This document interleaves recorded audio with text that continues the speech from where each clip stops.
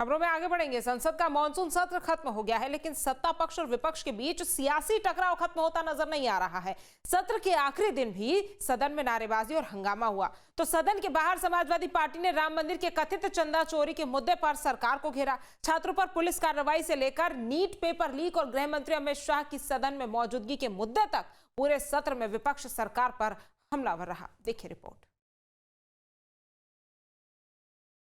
आखिरी दिन भी हंगामे की भेंट चढ़ गया। सत्ता पक्ष और विपक्ष आमने सामने रहे, दोनों तरफ से जमकर नारेबाजी हुई और सदन की कार्यवाही अनिश्चितकाल के लिए स्थगित कर दी गई। लोकसभा में कोई खास कामकाज नहीं हो सका। लोकसभा अध्यक्ष के सदन में पहुंचते ही सदस्यों से राष्ट्रगीत वंदे मातरम के सम्मान में खड़े होने की अपील की गई। गायन के बाद सदन की कार्यवाही अनिश्चितकाल के लिए स्थगित कर दी गई। लोकसभा स्थगित होने के बाद समाजवादी पार्टी के सांसदों ने संसद परिसर में सरकार के खिलाफ प्रदर्शन किया। मुद्दा था राम मंदिर में कथित चंदा चोरी का आरोप।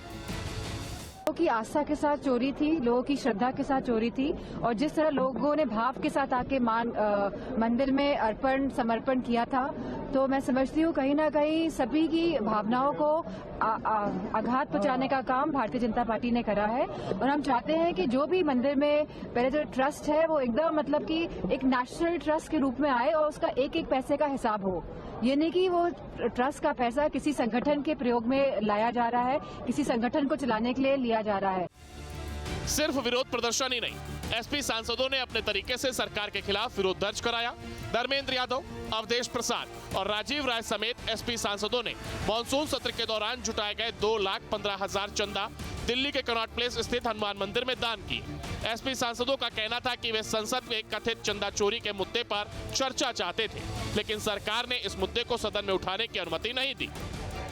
भारतीय जनता पार्टी के लोग चंदा चोर हैं, चंदा डकैत हैं, चंदे के लुटेरे हैं। प्रभु श्री राम की मर्यादा का हनन किया है, प्रभु श्री राम को धोखा दिया है, और मैं समझता हूं अब हनुमान जी ऐसे भाजपाइयों पर अपनी गदा चलाएंगे। भगवान राम का मंदिर अयोध्या में है, वहां चढ़ावा चोरी से साबित हो गया कि चोरों के कब्जे में है और चोर सरकार द्वारा संरक्षित है। कहीं भी चढ़ावा चढ़ाओ बीजेपी खाते में चला जाता है। महाबली प्रभु हनुमान राम का अनन्य भक्त थे, विषम परिस्थितियों में रक्षा करते थे, इसीलिए हम यहाँ श्रद्धा के साथ आए हैं।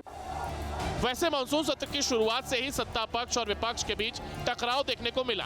जंतर मंतर पर छात्रों पर पुलिस कार्रवाई, राम मंदिर में कथित चंदा चोरी, नीट पेपर लीक और गृह मंत्री अमित शाह के सदन में नहीं आने जैसे मुद्दों पर विपक्ष ने सरकार को घेरा, तो वहीं सत्ता पक्ष लगातार विपक्ष पर सदन नहीं चलने देने का आरोप लगाता रहा। यानी पूरे सत्र में मुद्दे बदलते रहे, लेकिन हंगामे की तस्वीर नहीं बदली।